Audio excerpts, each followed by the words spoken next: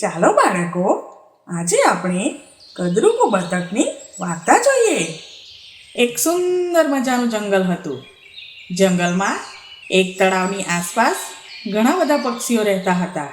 ત્યાં તળાવમાં ઘણા બધા બતક રહેતા હતા. તેમાં એક બટકી હતી. એ બટકીએ સુરક્ષિત જગ્યાએ 4 ઈંડા મૂક્યા. તે ઈંડા પર બેસતી અને બચ્ચા બહાર આવવાની રાહ જોતી. તે વિચારમાં પડી. અરે, મેં 4 ઈંડા મૂક્યા હતા કે 5? 4 હતા. ના, 5 હતા. હું એક એવી માં છું, મારા જ એક બચ્ચાને ભૂલી જાઉં છું. તે 5 ઈંડાને સેવા લાગી. આખરે ખુશીનો દિવસ આવી ગયો. એક ઈંડું સહેજ સળવળ્યું. એમાંથી ધીમો અવાજ સંભળાયો. ઈંડું ફૂટ્યું અને બચ્ચાએ બહાર ડોકિયું કર્યું. જોતજોતામાં તો બીજું, ત્રીજું અને ચોથું ઈંડું પણ ફૂટ્યું. થોડી વારમાં ચારેય બચ્ચા ગીત ગાવા લાગ્યા. તેણે 5મા ઈંડા તરફ જોયું. મારું આ બચ્ચું ક્યારે બહાર આવશે? આ ઈંડું થોડું મોટું લાગે છે. જરૂર આ ઈંડામાંથી મારું સૌથી સુંદર બચ્ચું બહાર આવશે. એક દિવસ પછી એ ઈંડું પણ સળવળ્યું. અંદરથી ધીમો અવાજ સંભળાયો અને ઈંડું ફૂટ્યું. તેમાંથી એક બચ્ચું બહાર નીકળ્યું. બટકીએ જેવું બચ્ચાને જોયું કે તેને થયું, અરે, આ બચ્ચું તો થોડું મોટું લાગે છે. થોડું રાખોડી પણ છે. આમ કેમ થયું હશે? પછી તરત મનમાં બોલી, હું એ કેવી માં છું? જુદું છે તો છે, મોટું છે તો છે, પણ બચ્ચું તો મારું જ છે ને. હું તેને પણ તરતા શીખવીશ. થોડા દિવસ પછી બટકી તેને પણ બીજા બચ્ચા સાથે તરવા લઈ ગઈ. પણ બાકીના બચ્ચા તેની મસ્કરી કરવા લાગ્યા. અરે, આવું બતક હોય? આ તો કદરૂપુ બતકડું છે. પછી તો બધાએ તેનું નામ કદરૂપુ બતક પાડ્યું. બધા બચ્ચા કહેવા લાગ્યા, અમે આ કદરૂપા બતક સાથે નહીં રમીએ. અમે તેની સાથે નહીં તરીએ. માતા બતકે તેમને સમજાવ્યા. બચ્ચાઓ, તમારી જેમ આ પણ મારું જ સંતાન છે. તમે તેને આ રીતે છોડી દેશો તો કેમ ચાલશે? પણ કોઈ માન્યું નહીં. આ જોઈ બટકી ખૂબ દુઃખી થઈ ગઈ. કદરૂપુ બતક પણ ખૂબ દુઃખી થતું હતું. એક દિવસ તેણે ઘર છોડી ક્યાંક બીજે ચાલ્યા જવાનો નિર્ણય કર્યો. તે ગયું એક સરોવરથી બીજા સરોવર અને બીજા સરોવરથી ત્રીજા સરોવર. ત્યાં તેણે મરઘીનું ટોળું જોયું. તેણે કહ્યું, કેમ છો બધા? વૃદ્ધ મરઘી બોલી. તું કોણ? બતક બોલ્યું. હું બટાકડો છું. જુવાન મરઘો બોલ્યો. તું કોણ? બતક કહે. હું બટાકડો છું. એકે કહ્યું, હે? તું બટકડું? તું બટકડું? પણ તું તો કેવું કદરૂપું છે. તું તો સાવ વિચિત્ર છે. તું તો સાવ બદસુરત છે. ચાલ ભાગ અહીંયાથી. અહીં કોઈ તારો દોસ્તાર નથી. બતકડું દુઃખી થયું અને ત્યાંથી ચાલી નીકળ્યું. પછી તે જ્યાં જ્યાં ગયું અને તેણે જેને જેને કહ્યું કે હું બટકડું છું, તે બધાએ તેને, હે, બતક આવું હોય? તું તો સાવ કદરૂપું છે એવું કહ્યું. બટકડું સાવ નિરાશ થઈ જતું. પછી તે જંગલ પરથી ઉડ્યું, ખેતરો પરથી ઉડ્યું. અચાનક વાવાઝોડું શરૂ થયું. બતક સલામત સ્થળે આશરો શોધતું હતું. ત્યાં તેની નજર એક ઝૂંપડી પર પડી. તેણે ત્યાં રોકાવાનો વિચાર કર્યો. ઝૂંપડીનો દરવાજો ખખડાવ્યો. અંદરથી એક ડોશીમા બહાર આવ્યા. બતકે કહ્યું, દાદી, હું તમારે ત્યાં રહું. હું તમને મદદ કરીશ. ડોશીમાએ કહ્યું, તું મને શું મદદ કરી શકે? પણ હા, વાવાઝોડું શાંત થાય ત્યાં સુધી તું અહીં રહી શકે. 2-3 દિવસ પછી વાવાઝોડું શાંત થયું. બતકે ફરીથી ઉડવાનું શરૂ કર્યું. અને પહોંચ્યું એક સુંદર સરોવર પાસે. ત્યાં કેટલાક હંસ પરિવાર રહેતા હતા. તેને થયું, અહીં મને કદાચ મારા નવા દોસ્તો મળશે. તે બીજા બચ્ચાઓ પાસે પહોંચી ગયું. વૃદ્ધ હંસે કહ્યું, અરે તું ભૂલું પડી ગયું છે. આવ, હવે આપણે સાથે જ રહીશું. ના ના, હું તમારી સાથે નહીં રહું. હું તો બટકડું છું, એક કદરૂપો બતક. અહીંથી થોડા દૂર મારો પરિવાર રહે છે. હું તમારી સાથે કેમ રહું? જુવાન હંસે કહ્યું, તું અહીં રહે, પણ કોઈને હેરાન કરવાના નહીં. બસ અમારી જેમ રહેવાનું. હવે આ બતક હંસોની સાથે રહેવા લાગ્યો. થોડા સમય પછી એક દિવસ તે સરોવર કાંઠે બેસી પાંખો ફફડાવતું હતું. ત્યાં એક હંસ કન્યા આવી. તેણે કહ્યું, તું ખૂબ સુંદર છે. તું મારો મિત્ર બનીશ? બટકડું બોલ્યું, તું મારી મજાક કરે છે? બધા મને કદરૂપો કહે છે. તેને પોતાની જાત પર શરમ આવી અને તેણે માથું નીચું કરી દીધું. હંસ કન્યાએ કહ્યું, તું પાણીમાં તારું પ્રતિબિંબ ધ્યાનથી જો. તને ખબર પડશે કે આપણે બંને સરખા જ છીએ.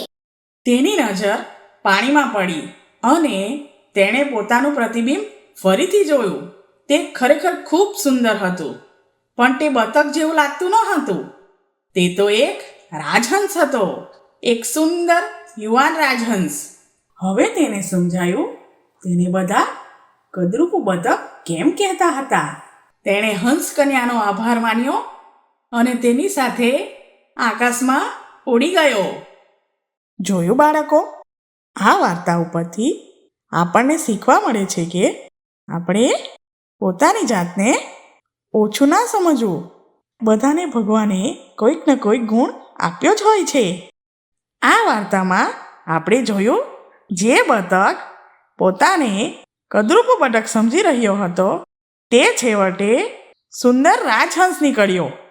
ચાલો બાળકો, આજે હું તમને એક વાર્તા કહું છું, જેમાં એક દીપુ દેડકો અને મોનું ઉંદરની મિત્રતાની વાર્તા છે. દેડકા અને ઉંદરની મિત્રતા. એક ગાઢ જંગલમાં તળાવ હતું. તે તળાવમાં માછલી, કાચબા, કરચલા, દેડકા જેવા પ્રાણીઓ રહેતા હતા. તેમાં એક દીપુ નામનો દેડકો રહેતો હતો.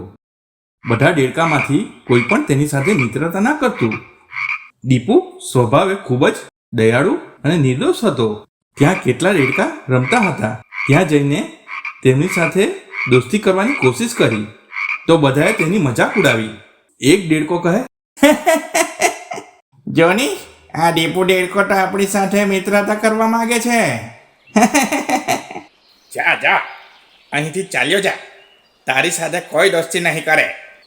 દીપુ દેડકો ખૂબ જ દુઃખી થઈ ગયો અને ત્યાંથી તળાવની બીજી બાજુ ચાલી ગયો.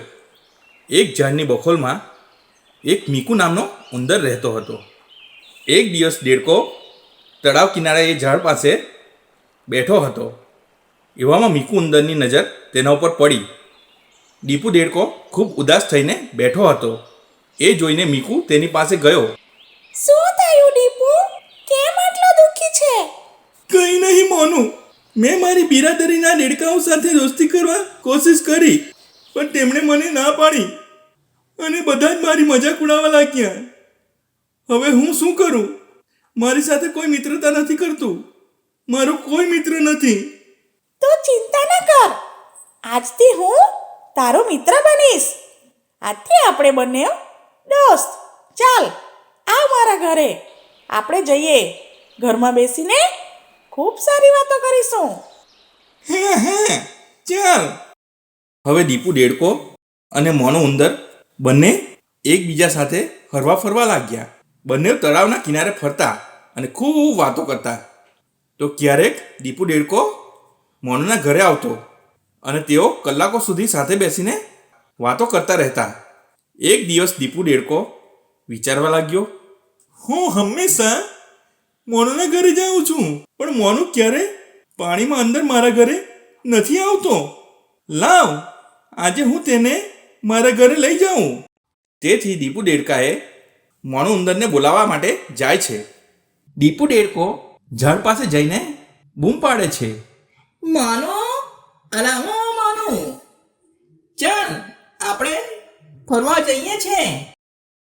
હા દીપુ, હું હમણાં જ આવ્યો. મોનું અને દીપુ બંને સાથે જાય છે અને તળાવના કિનારા પાસે જઈને બેસે છે. દીપુ મોનુને કહે છે, મોનું મોનું, આ તારી પૂંછડી છે ને, તેને મારા પગ સાથે બાંધી દે, એટલે આપણી મિત્રતા ગાંઠ થઈ જાય. મોનું વિચારમાં પડી ગયો, પણ તેને એવું થયું કે હા, પૂંછડી બાંધવાથી અમારી મિત્રતા ગાંઠ થઈ જશે. તેથી તેણે તેવું જ કર્યું. મોનુની પૂંછડી દીપુના પગ સાથે બાંધી દીધી. મોનું કંઈ સમજે તે જ પહેલાં દીપુએ પાણીમાં છલાંગ લગાવી અને સાથે સાથે મોનું પણ પાણીમાં જતો રહ્યો. મોનુને શ્વાસ લેવામાં તકલીફ પડી. એ પાણીમાં ડૂબી ગયો. આ બધું દૂર બેઠેલો બિલ્લુબાજ જોયા કરતો હતો અને થોડી વારમાં તો મોનું મૃત્યુ પામ્યો અને પાણીની ઉપર આવી ગયો. સાથે સાથે દીપુ પણ ઉપર આવી ગયો. દીપુ કંઈ સમજે તે જ પહેલાં બિલ્લુ ઉડતો ઉડતો આવ્યો અને મોનુને પોતાના પગના પંજામાં જકડીને ઉડી ગયો. દીપુને કંઈ સમજાયું નહીં. એ આમ તેમ જોયે છે તો ચારો તરફ આકાશ દેખાતું હતું. એને થયું, આ શું થયું? તેણે ઉપર નજર કરી અને જોયું તો ઉપર તો બિલ્લુબાજ હતો અને તેના પગના પંજામાં મોનું હતો. બિલ્લુબાજ ઝાડની ડાળી પર જઈને બંનેને ખાઈ ગયો. તો બાળકો, તમને સમજાયું કે આપણે પણ દીપુ દેડકાની જેમ વગર વિચારે કામ ન કરવું જોઈએ અને આપણા મિત્રને અનુકૂળ છે કે નહીં તે વિચારવું જોઈએ. ચાલો બાળકો, આજે આપણે એક નાનકડા બતકના બચ્ચાની વાર્તા જોઈએ. બતકનું બચ્ચું. એક સરસ જંગલ હતું. આ જંગલમાં અનેક પ્રાણીઓ અને પક્ષીઓ રહેતા હતા. સરસ મજાની નદી પણ વહેતી હતી. એ નદીના પાણીના લીધે જંગલમાં કેટલાક તળાવ, ખાબોચિયા અને વાવ પણ હતા. આ તળાવ અને નદીમાં અનેક જાતના પ્રાણીઓ, પક્ષીઓ અને જનાવર પણ રહેતા હતા. આ જંગલમાં એક બતકનું પરિવાર પણ રહેતું હતું. આ બતકના પરિવારમાં એક નાનું બચ્ચું હતું. તે બચ્ચું જરાક મોટું થયું એટલે તેની માં તેને નદી કિનારે લઈ ગઈ અને કહ્યું, જો આ નદી છે, તેમાં મગર રહે છે. ચાલ, હું નદીના પાણીમાં તને તરતા શીખવાડું. પણ બચ્ચાએ તો ના જ પાડી દીધી અને કહ્યું, નાય કોણ, તરે કોણ, ઠંડા પાણીમાં પડે કોણ, હું તો નહીં નાઉં, હું તો નહીં તરું. બચ્ચાની માને એમ કે કદાચ નદીમાં પાણી વધારે છે એટલે બચ્ચાને ડર લાગતો હશે. એટલે બતક તેના બચ્ચાને નજીકના એક તળાવમાં લઈ ગઈ. ત્યાં જઈને કહ્યું, જો આ તળાવ છે, આમાં નદી કરતાં ઓછું પાણી હોય છે. એમાં દેડકા રહે છે. સરસ મજાના કમળના ફૂલ પણ ખીલે છે. ચાલ, તળાવના પાણીમાં તરતા શીખવાડો. પણ બચ્ચાએ તો અહીં પણ ના જ પાડી અને કહ્યું, નાય કોણ, તરે કોણ, ઠંડા પાણીમાં પડે કોણ, હું તો નહીં નાઉં, હું તો નહીં તરું. હવે બચ્ચાની માને ચિંતા થવા લાગી. બતકનું બચ્ચું તરે નહીં તો કેમ ચાલે? ચકલીના બચ્ચા ઉડે, મરઘીના બચ્ચા દોડે અને બતકના બચ્ચા તરે. આ બચ્ચું તરે નહીં તો કેમ ચાલે? આમ વિચારી તે પોતાના બચ્ચાને એક નાના પાણીના ખાબોચિયા પાસે લઈ ગઈ. ત્યાં બિલકુલ ઓછું પાણી હતું. તે ખાબોચિયામાં નાની માછલીઓ જ હતી. કેટલાક અળસિયા પણ હતા. બચ્ચાની માએ કહ્યું, ચાલ, તને તરતા શીખવાડું. પણ બચ્ચાએ તો અહીં પણ ના જ પાડી અને કહ્યું, નાય કોણ, તરે કોણ, ઠંડા પાણીમાં પડે કોણ, હું તો નહીં નાઉં, હું તો નહીં તરું. હવે બચ્ચાની માં તો હિંમત જ હારી ગઈ. એણે આ વાત ન છૂટકે બચ્ચાના પપ્પાને કહી. બચ્ચાના પપ્પા તો ખૂબ જ ગુસ્સાવાળા. એ તો તરત બચ્ચાને લઈને એક વાવ પાસે આવ્યા. વાવ ખૂબ ઊંડી હતી. તેમાં પાણી પણ હતું. બચ્ચાના પપ્પાએ બચ્ચાને કહ્યું, જો જરા નીચે જો, વાવમાં કેવું સુંદર પાણી છે. બચ્ચું જેવું જોવા માટે નીચે નમ્યું. બચ્ચાના પપ્પાએ તેને ધક્કો મારી દીધો અને એ છબાક કરતું વાવમાં જઈને પડ્યું. શરૂમાં તો તે ડૂબવા લાગ્યું અને બૂમો પાડવા લાગ્યું. ઓહ બચાવ બચાવ, હું ડૂબી રહી છું. પછી તે બચવા માટે પાંખો ફફડાવા લાગ્યો. તેને તરતા આવડી ગયું. પછી તો તેને તરવાની ખૂબ મજા આવી. મજા પડી ભાઈ, મજા પડી. ઠંડા પાણીમાં નાહવાની મજા પડી. ત્યાર પછી તેની માં તેને ખાબોચિયા પાસે લઈ ગઈ. તેમાં એને તરવાની ખૂબ મજા આવી. મજા પડી ભાઈ, મજા પડી. ઠંડા પાણીમાં નાહવાની મજા પડી. ત્યારબાદ તેની માં એને તળાવ પાસે લઈ ગઈ. તળાવમાં એને દેડકાઓ સાથે અને માછલીઓ સાથે તરવાની ખૂબ મજા આવી. મજા પડી ભાઈ, મજા પડી. ઠંડા પાણીમાં નાહવાની મજા પડી.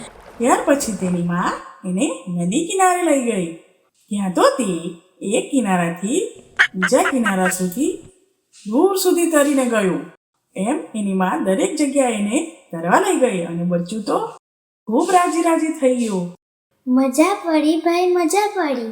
ઠંડા પાણીમાં નાહવાની મજા પડી. બાળકો, આ વાર્તા પરથી આપણને શીખવા મળે છે કે આપણે પણ આપણા માતા પિતાની વાત માનીને કોઈ પણ કાર્ય કરવું જોઈએ અને ડરવું જોઈએ નહીં. આવી જ સરસ મજાની વાર્તા જોવા માટે અમારી ચેનલ લિટલ એન્ડ ગુજરાતીને સબસ્ક્રાઇબ કરો.